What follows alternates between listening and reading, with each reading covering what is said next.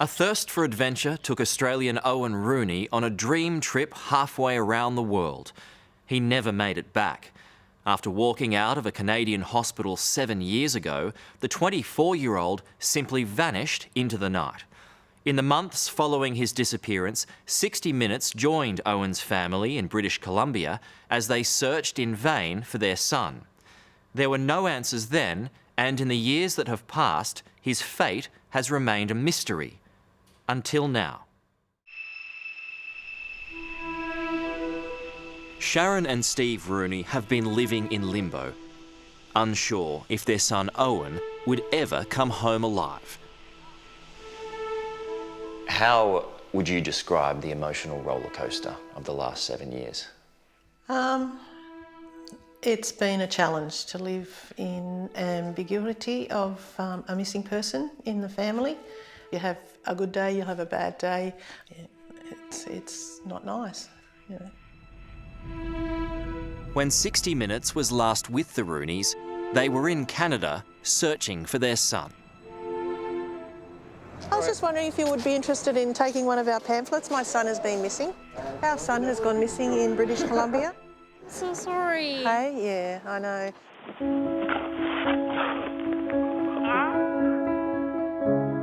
In August 2010, Owen was having a ball in the ski fields of British Columbia. After a year away, it was time to come home. But the 24-year-old wanted one last hurrah, to party at a music festival called Shambhala. Owen, who'd never been a drug user, spent most of that weekend in a medical tent suffering the hallucinogenic effects of magic mushrooms. Disappointed that he would do that? Yes. Angry? No. You know, sort of like, I was 22 once too, and, you know, we were young and stupid.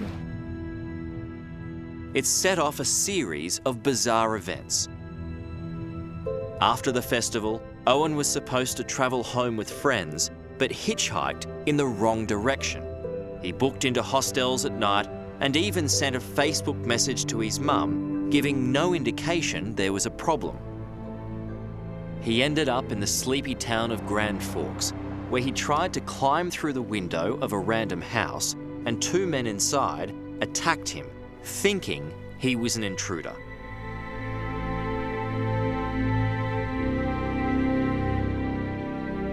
Owen made his way to a tiny 12-bed hospital to treat his injuries, but before he was discharged, he disappeared without his belongings.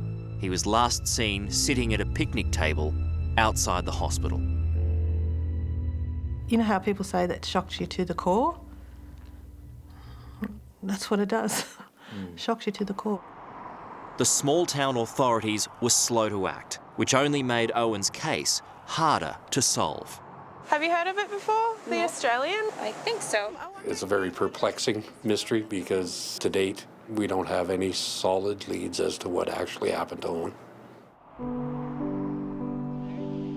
A few weeks ago, the Rooney family got the call they always feared might come. Owen's remains had finally been found in thick grass just 3 kilometres from the hospital where he was last seen alive. How did you react to that news that his remains were found? I cried. That's about it. Like, until you sort of digest it and understand that things have changed, that you're no longer searching. So in that sense, was there relief? No, I don't think so. People imagine that it is a relief, but it's just a change of grieving. So one minute you're grieving for a missing person and don't know, then you're grieving for a son who has passed. What questions are still unanswered? My first question would be how a fit, healthy 24-year-old boy walks out of a hospital and dies 3 kilometres away. Sharon and Steve might never know the answer to that question, But at least now they can bring Owen home and give their son a proper goodbye. How do you choose to remember Owen? He's my son. I love him. That's, you know, sort of that's all there is to it, really. He's a beautiful boy. We had him for 24 years, and those 24 years were amazing. We are all sad now. Like, it's really hit home that, you know, sort of he won't be coming back.